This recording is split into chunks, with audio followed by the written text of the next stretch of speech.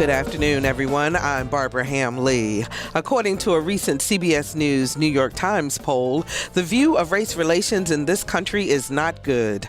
57% of Americans now say race relations are bad, and only 37% say they are good. And there doesn't seem to be much appetite for improvement. Only 1 in 10 Americans say improving race relations is the single most important issue of the future. Could it be because the majority of blacks and whites in this country are uncomfortable talking to one another about race?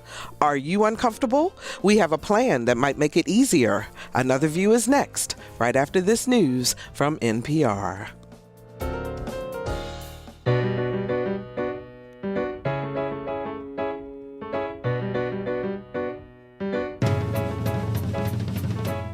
Discussing today's topics from an African American perspective, this is Another View. It's the last weekend of the summer season, and we thank you for spending some time with us here on Another View. Welcome, everyone. I'm Barbara Ham-Lee, and before we get started on our show today, I just want to say it has been an incredible week this week, and I just want to mention 2 things very quickly. First of all, I had the awesome experience of spending a day with the teachers and faculty and folks for Norfolk Public Schools. They had a big rally, back to school rally earlier this week. I Am Norfolk Public Schools was their rallying cry, and I tell you, it was so uplifting to see everyone with their T-shirts representing their individual schools, and they were all cheering and just really getting ready for the school year. So I know we hear a lot of not so good press about Norfolk Public Schools, but I just want to say, you know what? Those folks are ready to teach those young people, and they are ready to get back into that classroom. And if you could have been there to see the enthusiasm of the folks who are on the ground every day. So I just want to say hats off and a huge shout out to those teachers who are teaching our young folks. We wish you the very best this school season.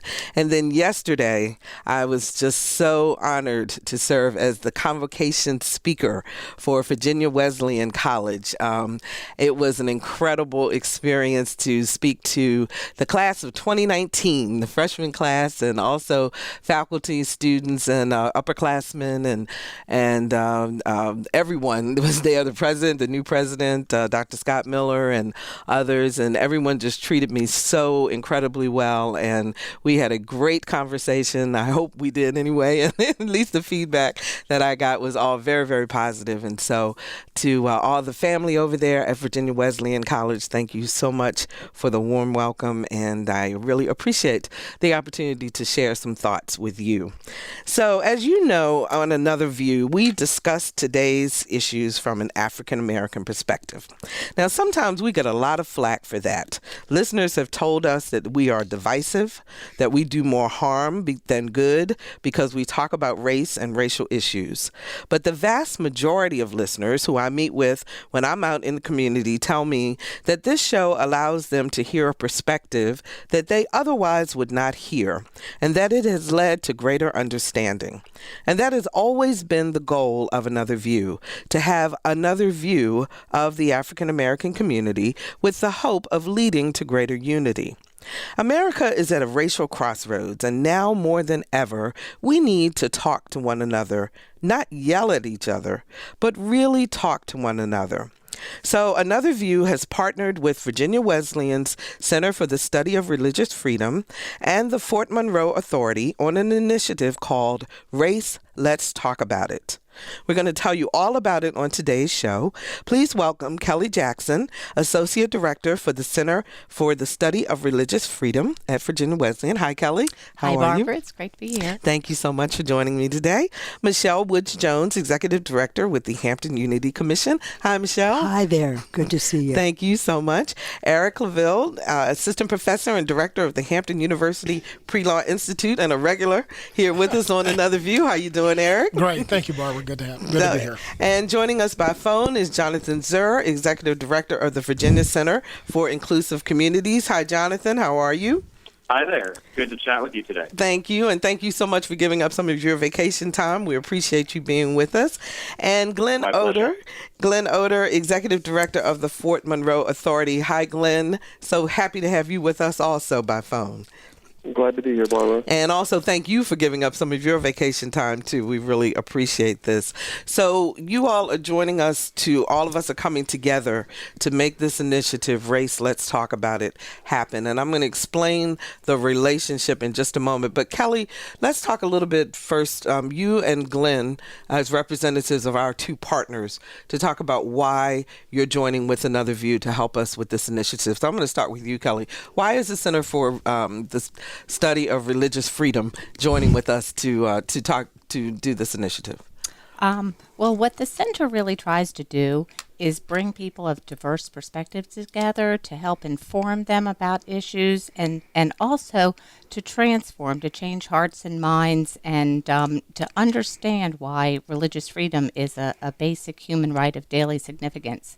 We try to promote the values of mutual understanding, respect, and reconciliation. Mm-hmm. And these are values that are important to race relations as well.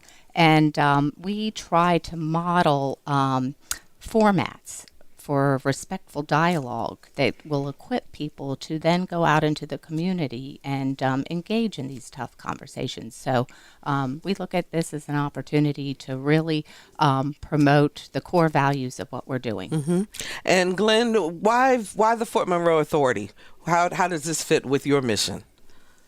Well, our mission, Barbara, is to preserve the property and tell the history at Fort Monroe, and also to become economically sustainable. So we're excited to partner with WHR on this issue because, first off, it's of local and regional and, of course, national importance. Mm-hmm. And we think that the property at Old Point Comfort, which we often refer to now as Fort Monroe, plays an important part in the history of African America. It's incredible to think that in 1619, of which we're actually coming up on the 400-year anniversary of that time, the first Africans that were delivered to our country departed here and arrived at Point Comfort, which is now Fort Monroe. It's also amazing to think that 240 odd years later, at the outbreak of the Civil War, the first three people that were not returned as slaves or as property were at Fort Monroe. And eventually, then, once the decision was made to declare these escaped slaves contraband of war, and the word spread through the slave community, over 10,000 slaves sought their emancipation under the guns, the land that was protected under the guns of Fort Monroe. It's an incredible, march of freedom that took place at this property. We ask ourselves the question at Fort Monroe is, if we were to continue to tell this story, if we could make this story the one that it is of national and international importance, this march of freedom, how could that help our country? Where else can the story be told? Where else would it be more appropriate to tell the story? And so the idea of partnering with WHRO and hosting this conversation at Fort Monroe, we think is part of our responsibility at Fort Monroe, and we're excited about it. Fantastic, and we really appreciate that opportunity. So let me let the listeners know how this is going to work. We're going to be conducting 4 conversations between now and June of next year, where we will start the conversation here on our air during our regular Another View show. And then we will continue the conversation in the community during a town hall session. So there will be 4 town hall meetings, 4 shows that will correlate with that conversation. And the first one actually will be held at the One Love Festival on the campus of Virginia Wesleyan College, and that is September the 26th. It's a Saturday, and that town hall will be held from 2:30 until 3:30 in the afternoon at Boyd Dining Hall on the campus of Virginia Wesleyan College, and we'll repeat that information in just a little while. That topic will be the flag is down, now what? And the idea of that conversation is to talk about symbolism and the difference between symbolism and bringing down symbolism versus the whole idea of changing hearts and minds. So that's going to be our first topic of discussion. It is free. It is open to the public, and we want everyone to be able to come out and join in a true discussion. Now, part of this discussion, we felt it was very, very important that we have discussion that leads from just talking to true understanding.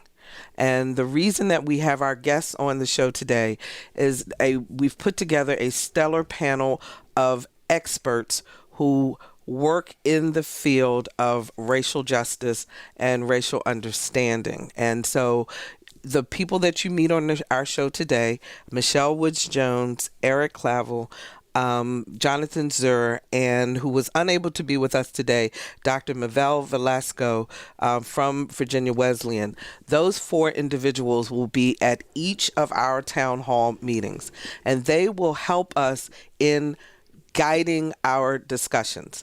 They are not there to be experts on the discussion. They are there to guide the discussion so that when things come up or if people get stuck in the conversation, then they are there to help us to interpret what's making us stuck. Michele, I want to start with you then to talk about what are some of the things that make it uncomfortable for people to talk about race. You know, and just before you say that, there was a CBS News poll that that I referenced in the beginning of the show, where they were just saying that is one of the biggest issues that people have about talking about race. They feel that it is a very, very tough thing for people to do. Certainly it is. When you think about the history of race in America, it is not a love story. It is not an easy story. It's a painful story. It's a painful story from the perspective of having lived it through your ancestors, whether you were the slave or the slave owner. There aren't very many people who want to say, you know, I was a slave owner and I feel so good about beating the hell out of them. These are very difficult topics, and they're multidimensional. Often when we talk about race, we talk about it without the understanding that we experience it through a wide variety of different lenses, based upon our experiences, based upon the kinds of information that we have had, our opportunities to interface with a wide or small variety of different kinds of people, and our own sense of wherewithal about race. Mm-hmm. Few people are just bigoted because they want to be bitter. The majority of the time it's out of ignorance, lack of information, or to a large extent, it is simply a result of not having good experiences that would allow them to be more multicultural in the way in which they behave and relate to other people. Mm-hmm. Jonathan, do you notice that, because I know you deal with a lot of young people also, but do you notice if there is a difference in the conversation between African Americans and whites versus other races when there is a discussion about race? Absolutely. I think that one of the things that's happened over the last few years, particularly in Virginia, has been that we've had to broaden our conversation about race. So at the Virginia Center for Inclusive Communities, when we have high school programs and we've had conversations on race in the past, it has primarily been a black and white conversation. And in the last 3 or 4 or 5 years, we've had a growth in the Asian population, the Latino population, in terms of students, high school and middle school in particular, attending our programs. And while their experiences, if I'm Latino or I'm Asian, can be in some ways comparable to the experiences of folks who are black or African American, there are also a lot of differences, a lot of nuances in terms of the treatment that folks have, the history that Michele introduced into the conversation. And so we are starting to see among young people a broader conversation. That doesn't mean the issues have changed or gone away. It just means we have to expand how we understand a conversation on race and race relations. Mm-hmm. So, but is the rhetoric the same? Do you, I mean, in other words, because I'm what I'm trying to get to, and Michele, you can jump in on this also. Sometimes from the African American perspective, and I'll speak from what I have heard, some people in the African American community say they feel like, and I'm trying to make sure I say this in a way that people can understand, that there is sometimes an encroachment, I guess, if you will, that sometimes if you bring in another group of people, if you say like the Hispanics may experience something this way or Asians experience something this way, that it's almost like you're minimizing what Black people have felt about an issue because it's not the same. Does that make sense, Michele? Do you know what I'm saying? Yeah, very much makes sense because it isn't the same. Pain is pain, no matter who experiences it. That certainly is the same. But the root of the pain and how it manifests itself and how one integrates the process of that is very different. And I think that one of the reasons there is a reluctance to be hospitable about this conversation when talking about it from a variety of different perspectives, especially with baby boomers and some Xers, is that the story that they need to tell has not been heard. And they are faced with an onslaught of denials about their experience. And so it's almost as though, wait, let me tell my story, let me be heard, let what I have experienced be acknowledged, and then it's your turn. So I think it's a lot of unfinished business and therefore fear that my story will really not be understood in the way I need it to be understood, because you'll go off now and worry about the Native Americans or about our gay, lesbian, bisexual, transgender population, and you will forget that my story has not been acknowledged. What do you think, Eric, will be one of the major benefits of having town hall conversations like this? Sure. Well, first of all, let me thank all of the stakeholders, Virginia Wesleyan, WHRO, and others that would come together to have this conversation and to sponsor this event, because it's very timely and it's very needed. One of the major benefits, I believe, there are going to be many, but one of the major benefits is the ability to have an honest, open conversation. A lot of the African-American history has been hidden. A lot of African-American history has been purposefully withheld. A lot of the African-American history is history that does not want to be told by the white majority that controls the information in which we receive it. Why is that?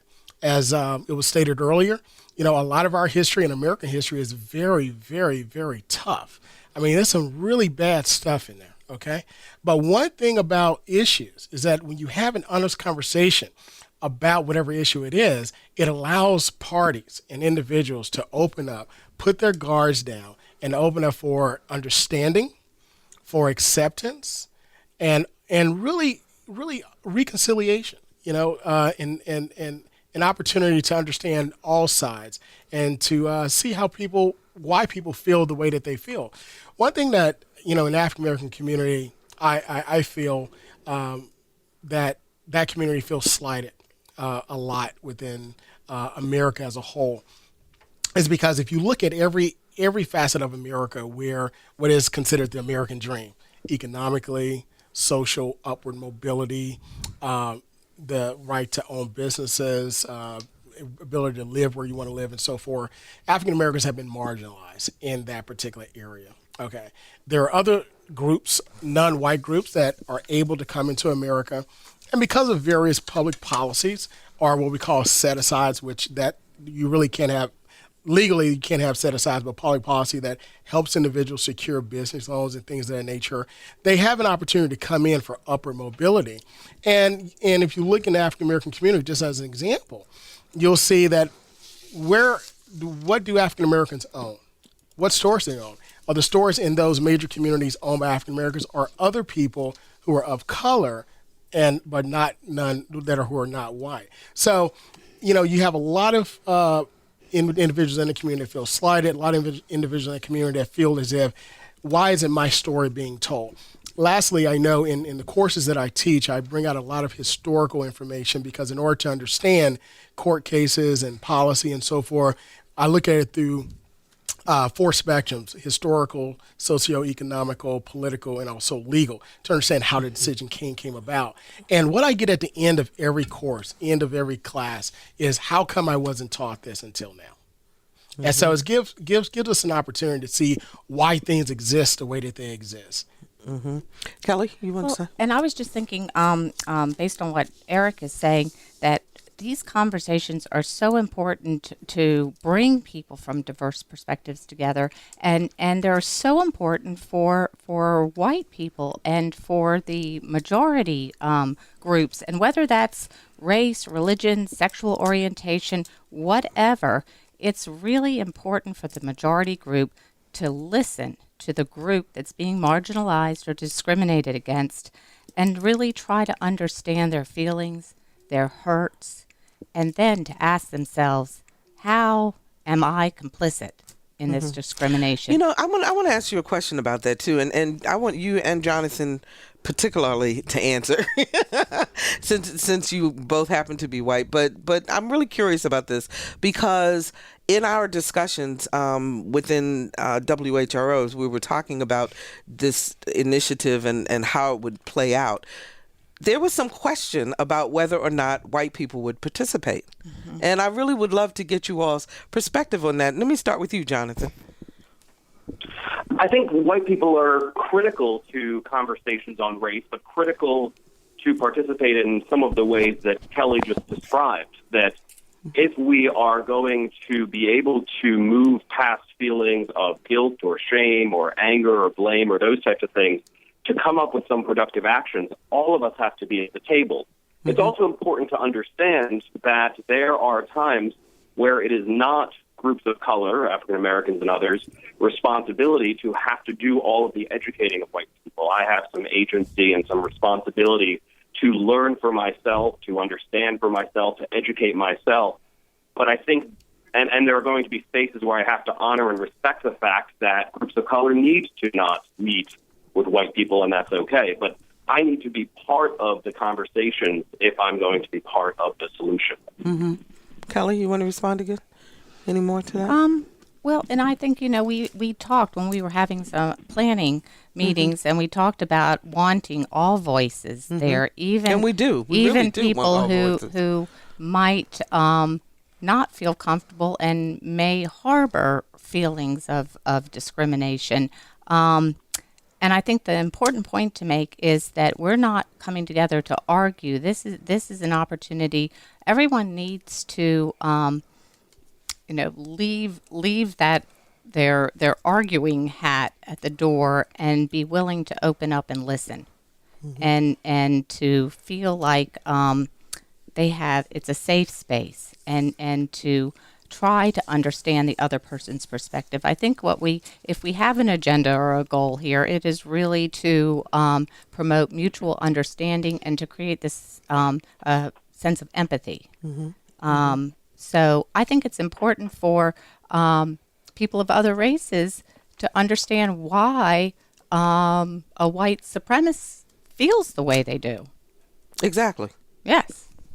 440-2665 or 1-800-940-2240 are the numbers to call to join our conversation. Would you be comfortable? Would you come out and participate in our town hall discussions? We sure hope you will. That is the goal of this. 440-2665 or 1-800-940-2240. And if you're just joining us, we're talking about our latest initiative here on Another View. It's called Race, Let's Talk About It, and it's being done in partnership with the Virginia Wesleyan Center for the Study of Religious Freedom and the Fort Monroe Authority. Our guests today are Kelly Jackson with Virginia Wesleyan, Michele Woods-Jones, Hampton Unity Commission, Eric Claville with Hampton University, Jonathan Zur, Virginia Center for Inclusive Communities, and Glenn Oder with the Fort Monroe Authority. I don't know, do we have any phone lines? Yes, we do. Mark joins us from Norfolk. Hi, Mark. You're on the air. Hey, good afternoon, Mrs. Lee. Hi. And to your guests. The thing is, these conversations, are helpful. But what happens is many times is that we try to really make nice instead of being truthfully honest. And give you a perfect example. Like, we got the Black Lives Movement ongoing. And then people say, well, all lives matter. And then that puts, black people in a position where, maybe I shouldn't be as vocal to this, conversation. And the truth of the matter is that I think we need to understand that we can be pluralistic in an American society, meaning for the perfect example I can give you is the Jewish community. They got it right. They don't have a synagogue on every corner, and they basically support their own. And there's nothing wrong. That makes sense. It makes all the world in this sense. So just now you see the Iran nuclear deal issue. The Jewish community isn't being shy about the idea that they have an interest in Israel. They should have an interest in Israel. And so I think it takes every ethnic group to say to themselves, what is it that I'm petitioning? What is it that I need? What is it that my community is suffering? And be able to boldly and proudly be able to advocate for itself. And there's nothing to apologize about that. It's not about excluding anyone from the conversation. It's just a honest conversation. Okay, Mark, thanks for your feeling, and we hope that you'll come out. We'll make sure that you guys know when and where to show up. Thanks for joining us. Go ahead, Eric, you wanted to respond to Mark. Sure. I wanted to respond to the first part of Mark's statement where he stated that we try to make nice about it and become pluralistic and so forth. If you notice, our media in America as a whole really tries to avoid the honest conversation about race because, honestly, it's an indictment against white America. Okay, if we look at what happened in the Jewish Holocaust, we're always pointing our fingers at the Nazis, which separated themselves from the Germans. So they're pointing their fingers at the Nazis. However, the Nazis said, "Well, you're treating your blacks, just as worse or even worse than we're treating our Jewish people." And I mean, look at the example of Jesse Owens. Okay, he destroyed the makeup of what Hitler said was the perfect person, Aryan nation, really by himself. But when he came back to America, he was treated as less than human. So it's very hard. For the most part, it's a hard conversation to have. And when you're dealing with something that's hard as the legacy of slavery, that's the legacy of Jim Crow, that's the legacy of de facto segregation and segregation. I mean, you really have to look in the mirror and say, you know what, I am a benefiter. I benefit from these actions, and I want to help change this.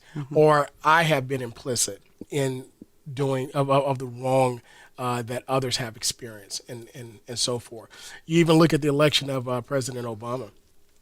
The day after he was elected, we're like, oh, we're colorblind society or whatever, post-racial. That's that term, post-racial. Hey, after about 3 months, it was like, you know what? We're not post-racial. As a matter of fact, we're worse because that election emboldened the hate groups to speak, and really poison. And what I call the miseducation of white people. There's a book written, it's a classic, The Miseducation of the Negro. Well, white America has been miseducated through every facet of society. We start first with the Constitution, okay? Told that, all men are created equal. However, we're going to marginalize these people, okay? They're not human, they're not animals, but they're 3/5 of a person. Okay, we're also going to marginalize Native Americans. We're going to marginalize women also. So white males have been given this authority through law and also through their beliefs and sometimes religious beliefs that they are the dominant race in this particular country and in the world.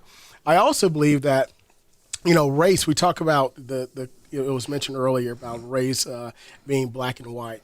Well, race in America and the world exists within those extremes. White or European and white American or black, African and African American. Everyone else falls in between. And you have to make a choice on which side that you're going to be on.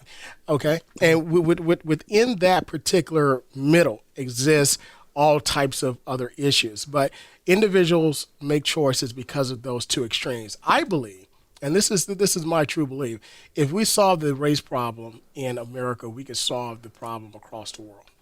Wow. The race problem across the world. That's a pretty heavy statement.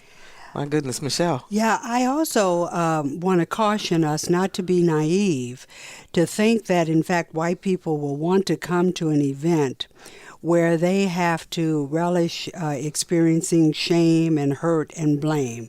These are very difficult emotions. And for what? What do they get out of going through this very difficult experience? One of the reasons that we put so much time into training and development is that it's important to have a readiness stage, if you will, to allow people to develop the tools, the understanding, to widen their lenses so that they can separate their own individual personal egos from the discussion.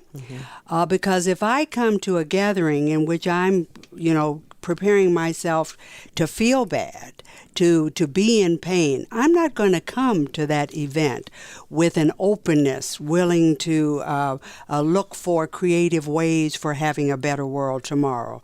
In fact, I'm not going to come. But if we are able to craft this experience in a way that people leave there with something for themselves, then we will be successful. Why come?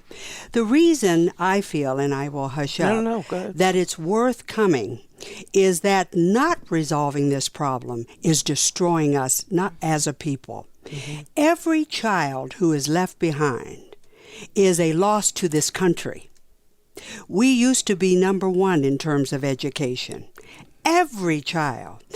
The deficit models in which we communicate get in our way of being truly the best we can be in all the various arenas. That's the payoff. The way that we plan to introduce topics that we're going to be discussing in our town halls is that we're going to be using video from a show that many of you out there may be familiar with that has been done by the ABC network called What Would You Do? And hopefully many of you are familiar with it, where a scenario is set up in a restaurant or out on the street or whatever, and they use actors to depict a scenario, and then they ask people, or they observe regular everyday people and ask the question, what would you do? And that's the way we're going to present topics, so that no one is it's an easier way, we believe, to present each of the topics that we're going to be talking about, so that we can get the audience to talk about what would you do. We're not presenting what we would do, but to ask people, what would you do in this situation, to get the conversation going, and then hopefully from there it will help us to go into conversation about that particular topic. And by the way, the topics, we have selected the 4 topics for our town hall. So the first one, as we said, is the flag is down, now what? The second one will be white privilege. The third one is race and politics. And the fourth one will be race and religion. And the months, we will have the first one in September, the second in November, the third in February, and the fourth in April. And we will get you those specific dates, but the first one will be September the 26th on the campus of Virginia Wesleyan at Boyd Dining Hall, September the 26th from 2 until 3:30 p.m. Kelly. I would say, just following up on what Michele said, that for white people, we are not trying to play the blame or shame game, but rather to change the story. Yes. We can acknowledge our history and the facts of our history, but we need to change the words we use to frame our thoughts and our feelings and our experiences, and learn to talk more in terms of our interdependence rather than our separateness. And the world is much different than it was 100 years ago. Sure. And with transportation and communications, we are truly interdependent. Yes. Across the globe. And if we don't do this, we're really going to be in trouble. We're going to be in trouble, yes. And that's what causes me to feel excitement about this process, and the way in which we are framing it, that it is not an experience that people have to steer away from, because we're looking at using it as a segue into exploring the ways in which we can be different together and more effective together. Absolutely. And Glenn, this is also, as you said, an opportunity for us to use history also in terms of bringing it forward to today. Is that right? And Yes, that's why it's been very exciting to hear so many people talk about this topic in reference to history. In fact, this discussion has made me even more encouraged about our vision for Fort Monroe and the role that Fort Monroe and the National Park Service can play as we go forward. I've had a chance as the executive director over the last 4 years to travel to several of our historic sites in Virginia. It's been fascinating to see that the most significant improvements in those historic sites has been under a theme that I would say is called making the invisible visible. And so at Monticello and at other sites, landscapes are being changed. Historic gardens, or what appears to be historic gardens, are being removed. And they're being removed, and what's being put back is the actual slave quarters and the gardens and the slave conditions that the slaves lived under in those historic sites. So I really think there is a move among our historic sites to play a role in telling this history. I'll also tell you that when I first got to Fort Monroe and we were interviewing public relations consultants, one of them was a man who was a Jewish man, and he had just learned the history of Fort Monroe. And he was so exclaimed in the meeting. He said, my Jewish culture, we tell the history. The grandfather tells the father, and the father tells the son, and the grandson watches the whole thing. We do ceremonies every year, so we know our history. He said, Black America doesn't know their history. And he said it all started right here at Fort Monroe. Now, I'll just close by saying, 4 or 5 years ago, we didn't own Fort Monroe. It was owned by the Army. And it wasn't the Army's mission, to create ceremonies and lectures and discussions like we're having today. But the idea that now the Commonwealth of Virginia and the National Park Service now jointly own this property, this is our generational opportunity to create an environment at Fort Monroe and at Old Point Comfort where we can tell the history of the arrival of Africans to our country, and we can also talk about how they came here also seeking their freedom at the exact same site where their slavery was introduced. I have to tell you, Glenn, I'd never learned this history when I was in school either. I'd learned it when I moved here. Just before we get to line one, Eric, you wanted to make a comment? Sure, very quickly. Hi, Glenn. This is Eric. Hey, Eric. Yeah, Glenn and I have had extensive conversation about Old Point Comfort, Fort Monroe. And I agree, in looking at the historical perspective, what I want to come out of these talks is to bring out history and the ability for individuals to be intrigued to go find out about it. And the reason why, think about it. He said African Americans don't know their history. Well, African Americans are highly dependent upon the wealth of America, which African Americans helped to build, and the public policy of America, which white America for the most part, dictates in order to learn the history. Because if African Americans learn their history, that means white Americans will also have to learn African American history. And what would that history give you? That history will give African Americans self-confidence. It'll give African Americans pride about themselves and the ability to say, I matter. And is that something that really white America, who's privileged, wants? Well, that's a whole nother discussion now, Eric. Behave. Let's go to Barry in Elizabeth City. Hi, Barry. You're on the air. Well, thank you. First of all, I really enjoy your Friday things because it makes people think. Thank you, sir. And what I kind of want to, with race relations, some of the things, I'm retired from the U.S. Submarine Service, and we had African American, you name it, potpourri.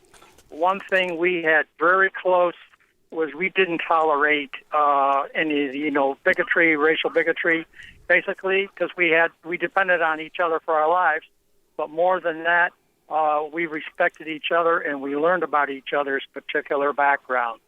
If the rest of the country could do like we did in the submarine service, I think things would be much better going along the way. Okay, thank you so much for the call. He brings up a very good point because the military really take the lead in terms of integration and in terms of making those changes.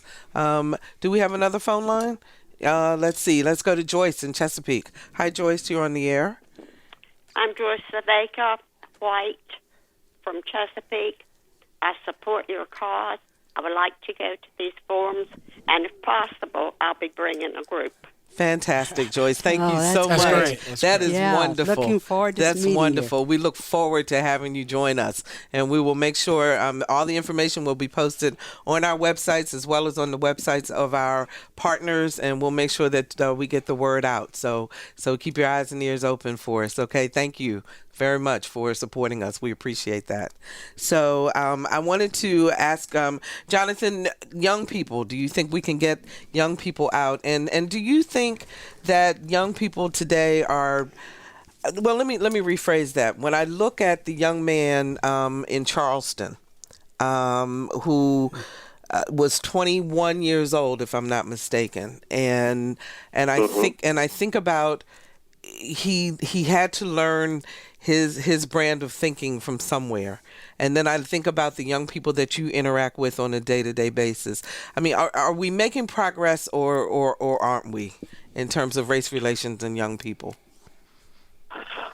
I think we're making progress, and we have a significant amount of work still to do. I think one of the big ahas that I've seen in working with middle school and high school students and even college students has been that they maybe have a heightened ability to interact one-on-one with people from diverse backgrounds, but they still don't fully understand one another's stories, and they don't understand the institutionalized nature of race or racism. So they might be comfortable on a mix-it-up day, for example, sitting with someone different in the cafeteria, being able to have a conversation, saying, I have friends of X race or Y race.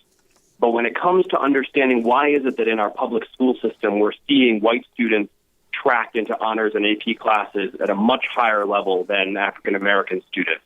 Why is it that when we look at our suspension and expulsion rates, we're seeing students of color, Black and Latino primarily, being suspended at much higher rates? There are systemic forces that I think young people really yearn to understand and aren't given the opportunity, and I hope that these forums can be a platform to really engage those issues. Mm-hmm. So we hope that they will also come out and participate in those issues. Let's see if we can get one more call in. Joyce joins us from Newport News. Hi, Joyce. You're on the air. Hi. Thank you for taking my call. Mm-hmm. You know, it's good that we're talking about this issue, and yes, we need to get our young people involved. But I think that the issue would be helped more if we connected with being Christian. You know, if you follow God and live your life according to His laws, then race is not going to be an issue. So perhaps we will be more successful if we try to get people to come to God and come to Jesus. And the race issue will, in my opinion, diminish because as a Christian, we love everyone. Okay, Joyce, thank you for your call. We will be talking about race and religion, but we're going to be talking, Kelly, about all different types of religions and religious tolerance for everyone, aren't we? Yes, absolutely. And that's what the Center for the Study of Religious Freedom does is brings people of different faith perspectives together because religion can be just as divisive of an issue as race. And I'm appreciate what Joyce said, and that is wonderful that she lives out her Christian faith in a kind and compassionate and understanding way. But there are people from different faith perspectives who do the same from other perspectives. And so I think that's the point. The point is that we all come at this from different perspectives, from our own experiences, unique experiences, and we have to understand that other people are just as significant and important as we are. Mm-hmm. Yes. Go ahead, Michele. You know, the results of the participation in a program that we have in the city of Hampton called the Circles of Diversity, which were actually started by a pastor of a historically African-American Baptist church and a Monsignor of a fairly integrated Catholic church. Monsignor said that, yes, we can put on programs and teach each other's food and learn about each other's habits and customs. But it is when we sit down face to face face with each other and explore our values and beliefs and traditions, listen to each other's stories, that those are the opportunities that we really have to not only recognize our differences, but to discover how much we have in common. And we have to be very careful how we orchestrate these conversations, as you have just noted, Kelly, that even though the majority of individuals here might be Christian, we have large numbers of individuals of the Muslim faith, Sikh, Buddhist, Hindu, and as a part of the circles of diversity, for the first time in the lives of individuals, they sat down with people who were not only different Christians, i.e. Baptist and Catholic, but who had very different faith traditions, i.e. Muslims and Hindus. Mm-hmm. And from that experience, they learned about each other's differences, but more importantly, what they discovered was how much those faith traditions have in common. Okay, well, we're just about out of time, so I want to just be able to thank everyone, first of all, for participating today. Oh, no, Erica, I'm coming to you. But I want to thank, first of all, Glenn Oder, who is the Executive Director of the Fort Monroe Authority. Glenn, we will be looking forward to our 2 town halls that will be happening in February and in April over there at Fort Monroe, and we will also see you at our 2 town halls here on the South Side, too, and to thank you for participating with us in this endeavor. So thank you so much, Glenn. We're glad to do that. Okay, thank you. And also Jonathan Zur, the Executive Director of the Virginia Center for Inclusive Communities. Jonathan, thank you so much for participating with us and being a partner. We appreciate you. My pleasure. Thank you. Okay, take care.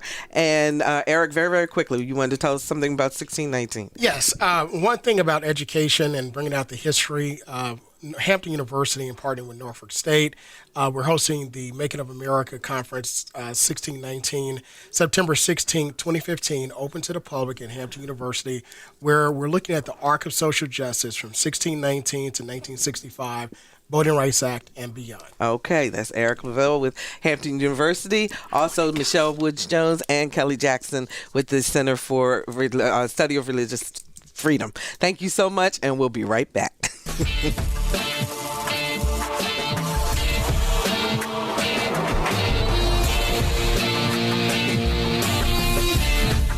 Hello, I'm Reverend Al Sharpton, host of Politics Nation, and you're listening to Another View on WHRV 89.5 FM.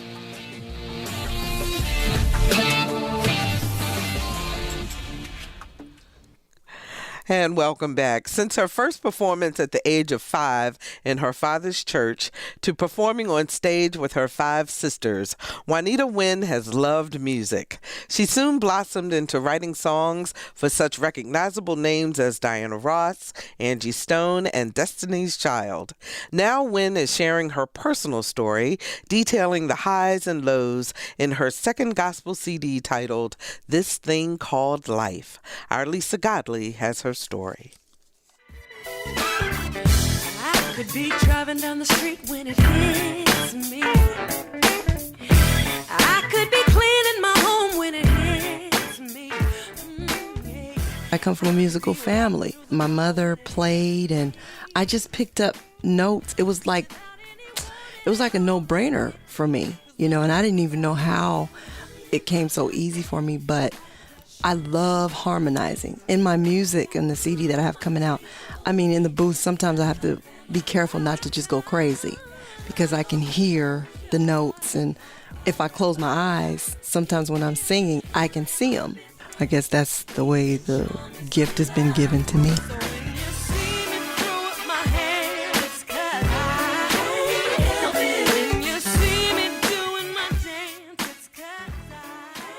She says singing with the Wynn sisters had its challenges. There were some trying moments because I was a middle child. The older kids didn't want to be bothered with me. The younger kids, I didn't want to be bothered with them, and trying to find my place in there. Sometimes I would just have attitude, because it was like, come on, Juanita, sing, because I did most of the leading. Juanita says as she got older, she realized she wanted to work with kids, so she decided to study child psychology in school. But to pay for it, she sang at jazz clubs on the weekends.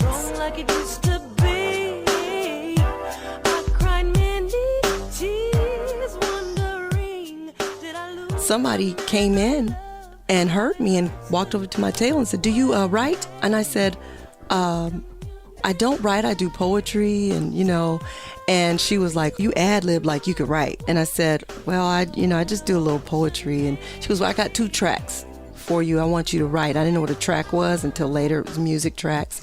And she gave me 2 tracks. She said, "And see if you write something to it and just call me. My name is Tracy." And I was like, "Okay, And, it came to me like this. I just wrote to him and called her, sang him to her over the phone. She worked for Quincy Jones Music Publishing. Next thing I knew, they flew me to Burbank, California. And I had 2 deals on the table, one with DreamWorks and one with Quincy Jones Music Publishing. Juanita chose Quincy Jones, and that decision opened one door after another. Angie Stone, I toured and traveled with her as background singer. Fred Hammond, toured and traveled with him and wrote for him. Destiny's Child, worked personally with Beyonce. She's amazing. Man, I worked with Bad Boy for a while as a writer. Signed to Sony ATV as a writer. Diana Ross, I wrote for her. The song was called Every Day is a New Day. Made it her title cut. Since you went away from me, my whole life has made a change. Every day's a new day and I see. But things haven't always come easy for Juanita Wynn. She ran away as a teen after suffering sexual abuse by a friend of the family, and later as a homeless mother of 2. She says she struggled with the decision of whether or not to tell her story that is played out in the video from her title cut, This Thing Called Life. I cried myself to sleep so many times until the pillows now. At first, I didn't want to. My mom, she was like, you need to just let the Lord have that and don't keep revisiting that. You're not supposed to look back. And, I said, it depends on your reason for looking back. I don't look back to feel sorry for myself. I look back to remember where I came from, and so I can accurately tell the story to someone who might be going through the same thing and tell them how I survived it. Why keep it quiet? The world we got enough trouble going on. If you can help in any kind of way, ease the pain, go for it.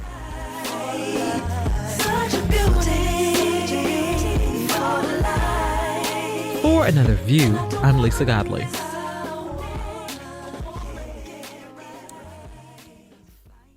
Inspirational words from Ms. Wynn. Please put Saturday, September 26th on your calendar for our first Race Let's Talk About It Community Town Hall. It will be held at the One Love Festival on the campus of Virginia Wesleyan College in the Boyd Dining Hall from 2 until 3:30. But come out early. There are lots of events going on all day for the entire family. Visit our website, anotherviewradio.org, for more information. And while you're on our website, download the podcast of today's show and share it with a friend. And we're on Facebook, so be sure to like us. Next week, we celebrate our 5th anniversary with the group that got us started, the Another View Roundtable. Happy birthday, Another View. Our theme music was composed and performed by Jay Sennett. Lisa Godley is our show producer. Victor Bowen is our audio engineer, and Jessica Jane answered our phones. I'm Barbara Ham Lee. Have a wonderful holiday weekend, everyone. Stay safe. Let's get together again next Friday at noon for Another View.